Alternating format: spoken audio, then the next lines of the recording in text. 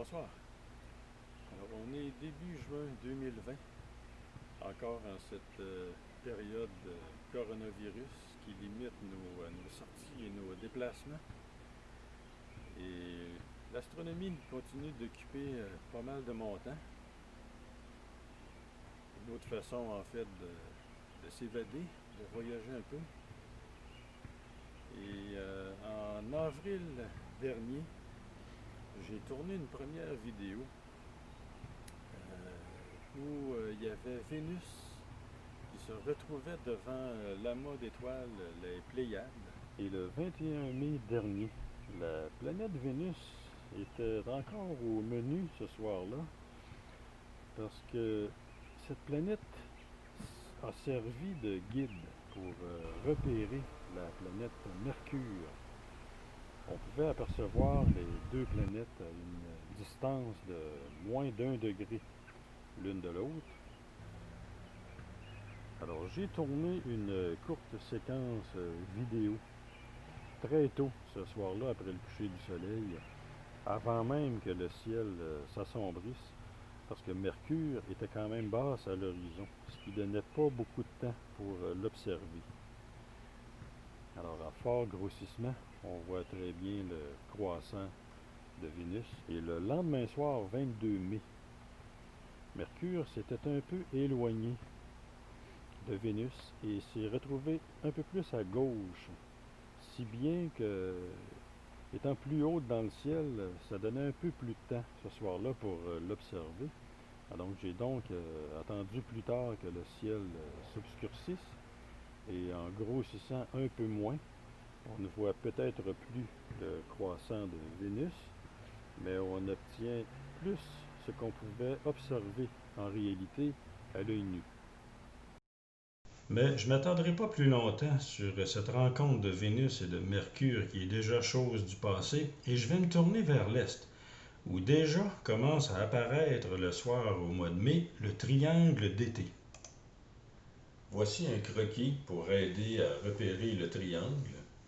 On commence par localiser la constellation de la Grande Ourse, qui est d'ailleurs visible tout au long de l'année.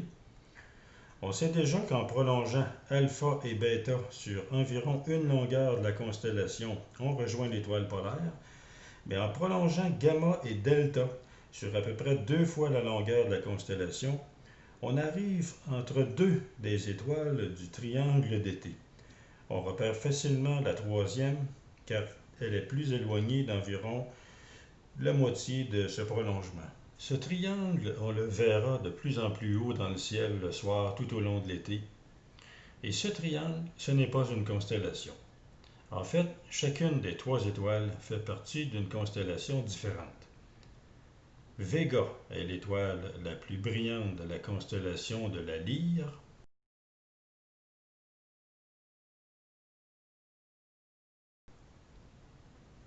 Deneb est l'étoile la plus brillante de la constellation du Cygne, aussi appelée la Croix du Nord.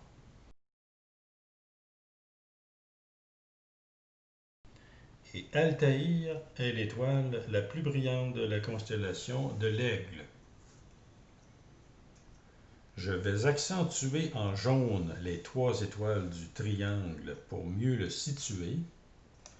Et la dernière partie de cette vidéo portera sur quelques objets observables au petit télescope ou encore aux jumelles s'il n'y a pas trop de pollution lumineuse dans votre secteur.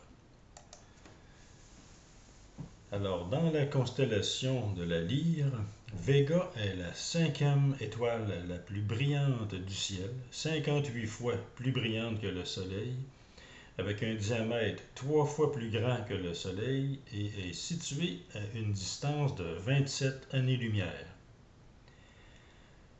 Il y a aussi M57, aussi appelé l'anneau de la Lyre, une nébuleuse planétaire. Et malgré cette appellation, ça n'a rien à voir avec les planètes. C'est plutôt une étoile qui, en fin de vie, a explosé et a libéré une partie de sa matière. Et cette matière forme un halo autour de l'étoile centrale. C'est ce qui arrivera sans doute à notre Soleil en fin de vie dans plusieurs milliards d'années. Sa magnitude est de 9 C'est la limite observable aux jumelles ou aux petits télescopes si vous habitez dans une zone sans trop de pollution lumineuse. Puis, près de Vega, il y a le système d'étoiles doubles Epsilon 1 et Epsilon 2 qu'on peut séparer aux jumelles, mais chacune d'elles est aussi une étoile double, mais il faut un télescope d'au moins 10 cm pour pouvoir voir les 4 étoiles.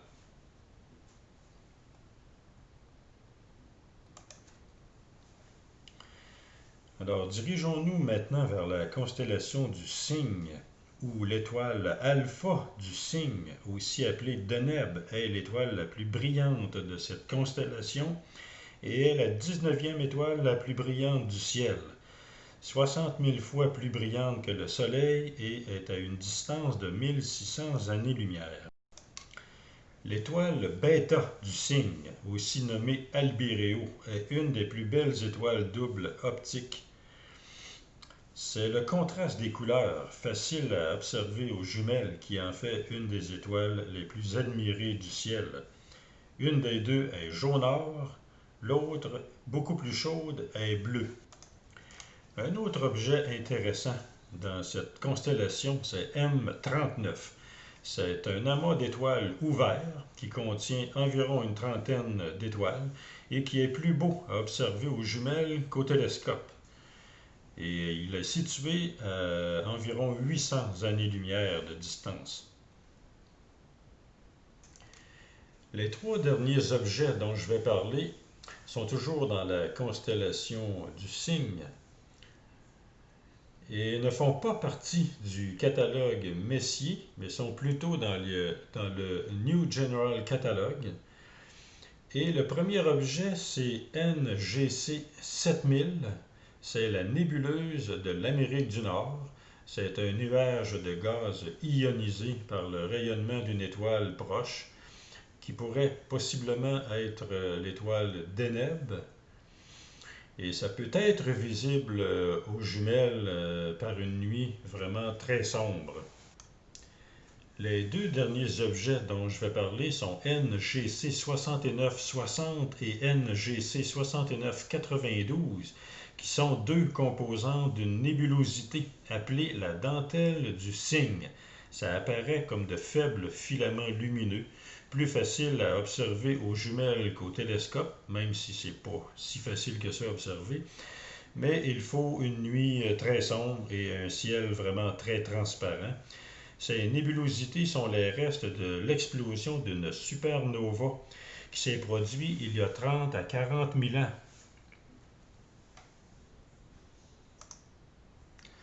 Alors, je termine ainsi cette vidéo avant que ça devienne trop académique.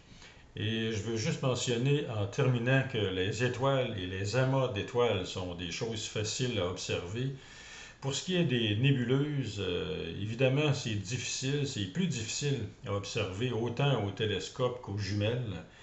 Et celles dont j'ai parlé sont encore plus facilement observables aux jumelles, mais ça demeure quand même... ça prend des bonnes conditions d'observation et ça demande un peu de patience pour pouvoir les observer. Mais comme le triangle d'été est là pour plusieurs mois, alors on a suffisamment de temps pour tenter l'expérience. Et en terminant, une dernière chose que je voulais mentionner au sujet du triangle d'été, c'est que si vous l'observez à l'œil nu, sans instrument, à un endroit sans trop de pollution lumineuse, vous verrez une bande, ou plutôt une traînée légèrement lumineuse, suivant l'axe nord-sud et qui passe par Deneb et Altaïr du triangle. Ça ressemble à ceci. Bien ça, c'est notre galaxie, la Voie lactée, vue sur la tranche. Un peu comme si on regardait une soucoupe sur son épaisseur. Et le centre est au-dessus de l'horizon du côté sud. Alors, merci d'avoir écouté. Bye!